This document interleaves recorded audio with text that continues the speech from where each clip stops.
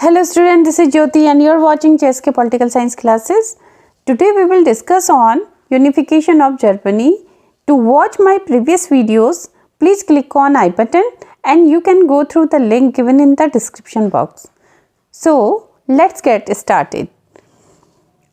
Unification of Germany के बारे में बात करने से पहले हम थोड़ा सा लिबरल रेवोल्यूशन के बारे में बात करेंगे जो कि 1848 में हुआ था, उदारवादी आंदोलन।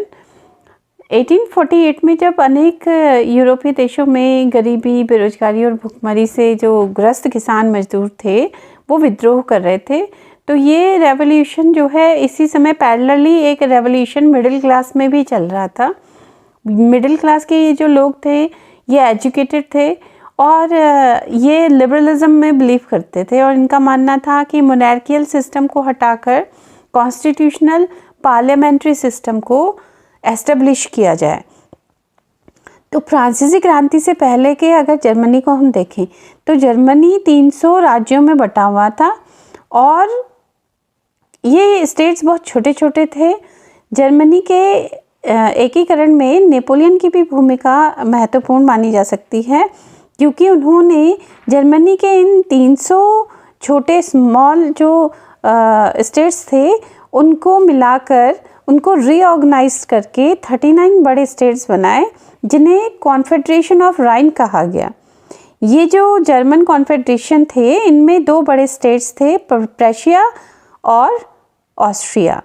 तो यहाँ पर समस्या ये थी कि अगर जर्मनी का एकीकरण होता है तो उसका लीडरशिप किसके हाथ में होगा, ऑस्ट्रिया के हाथ में होगा या पावर प्रेशिया के पास जाएगी।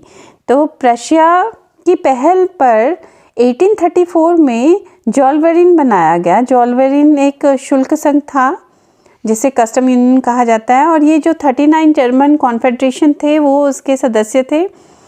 इसमें जो कस्टम ड्यूटीज़ उस समय लगा करती थी, यानी जो शुल्क लगा करता था, सीमा शुल्क, उसे एबॉलिश कर दिया गया और करेंसीज़ की संख्या को घटाकर 30 से 2 कर दिया गया। तो इस प्रकार आप देखेंगे कि जर्मनी का इकोनॉमिक इंटीग्रेशन की शुरुआत यहाँ से मानी जा सकती है। तो जर्मनी के ये जो छोटे छोटे स्टेट्स थे जो कि अब कॉन्फेडरेशन ऑफ राइन बन चुके थे, तो इसके बाद लोगों में नेशनलिज्म की भावना डेवलप हुई और उन्हें ये लगने लगा कि अगर हमारे ये छोटे स्मॉल स्टेट्स यूनिफाइड हो जाएं तो वो किसी भी बाहरी शक्ति का मुकाबला कर सकते हैं। इसके लिए 1848 में ये जो 39 कॉन्फेडरेशन हैं इन्होंने फ्रैंकफर्ट पार्लियामेंट में, यानी जो जर्मनी का एक शहर है फ्रैंकफर्ट, वहाँ पर एक मीटिंग बुलाई जिसे फ्रैंकफर्ट पार्लियामेंट के नाम से जाना जाता है।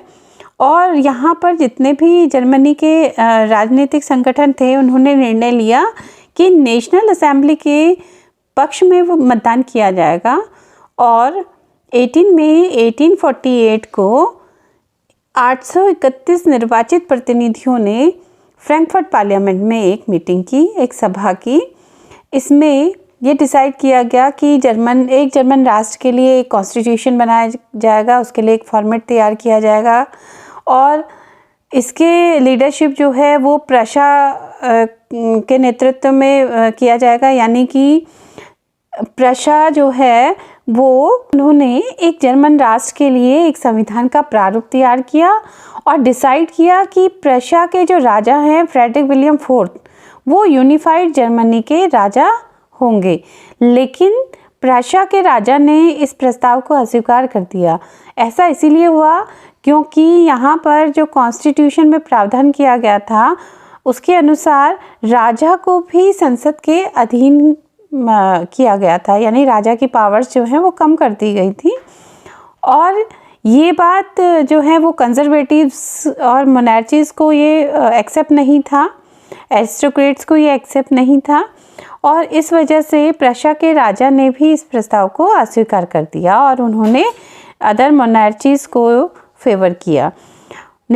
अब ये जितने भी राजा थे वो सभी निर्वाचित सभा के विरोधी थे और साथ ही जो एरिस्टोक्रेट्स और जो वहाँ पर सेना थी उनमें भी विरोध बढ़ गया।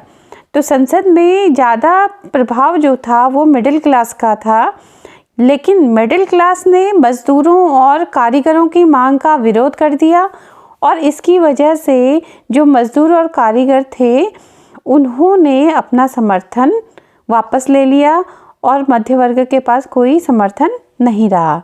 तो अंत में वहाँ पर ज़बरदस्ती सैनिकों को बुलाकर असेंबली को भंग कर दिया गया और इस तरह से आपने देखा कि फ्रैंकफर्ट पार्लियामेंट जो है वो फेल हो गया। इसके बाद 1861 में विलियम फर्स्ट प्रशा के राजा बने और उन्होंने जो ऑटो वन बिस्मार्क थे 1862 में उन्हें अपना प्राइम मिनिस्टर नियुक्त किया। ऑटो वन बिस्मार्क एक बहुत बड़े डिप्लोमेटिक थे।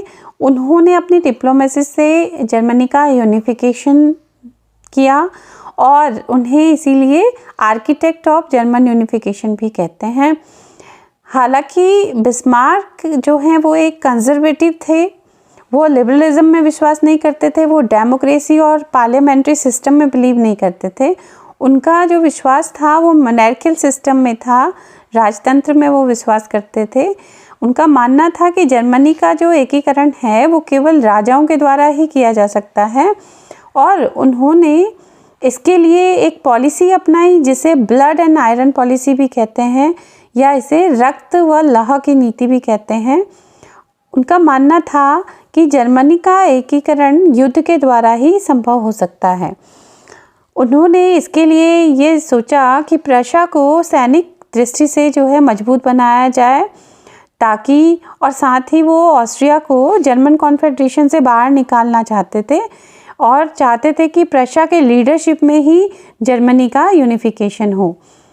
इसके लिए उन्होंने 3 युद्ध लड़े और सबसे पहला जो युद्ध उन्होंने लड़ा था 1864 में वो डेनमार्क के साथ हुआ था प्रशा का। इसमें उन्होंने अपने डिप्लोमेसी का यूज़ करते हुए प्रशा ने ऑस्ट्रिया के साथ एक अलायंस किया और दोनों ने मिलकर डेनमार्क के साथ युद्ध किया और इस युद्ध में डेनमार्क की हार हुई। डेनमार्क से ऑस्ट्रिया को श्लेस्विग प्रदेश मिला और प्रशिया को होल्स्टीन प्रदेश मिला। इसके बाद ऑस्ट्रो पर्शियन वॉर 1866 में हुआ। यहाँ पर प्रशिया ने ऑस्ट्रिया के साथ जो वॉर हुआ उसके बाद जर्मन कॉन्फेडरेशन को डिसॉल्व कर लिया और उसके जो प्रदेश था जो उसके पास श्लेस्विग उसे अपने पास ले लिया और होल्स्टीन भी अपने पास ले लिया। इसके बाद 1870 में फ्रैंको पर्शियन वॉर हुआ, यानी कि पर्शिया का फ्रांस के साथ एक युद्ध हुआ और इस युद्ध में फ्रांस को हराकर प्रशिया ने ऑल्सेस और लॉरेन प्रदेश भी अपने में मिला लिए। तो इस प्रकार 18 जनवरी 1871 को जर्मनी का यूनिफिकेशन पूरा हुआ और विलियम प्रथम को जर्मनी का राजा घोषित किया गया और बिस्मार्क को जर्मनी का चांसलर नियुक्त किया गया। तो इस प्रकार आपने देखा कि ऑटो वन बिस्मार्क के प्रयासों से जर्मनी का एकीकरण संभव हुआ। उम्मीद है ये वीडियो आपको पसंद आएगा। अगर आपको ये वीडियो पसंद आया है तो प्लीज़ इसे लाइक, सब्सक्राइब और शेयर करें।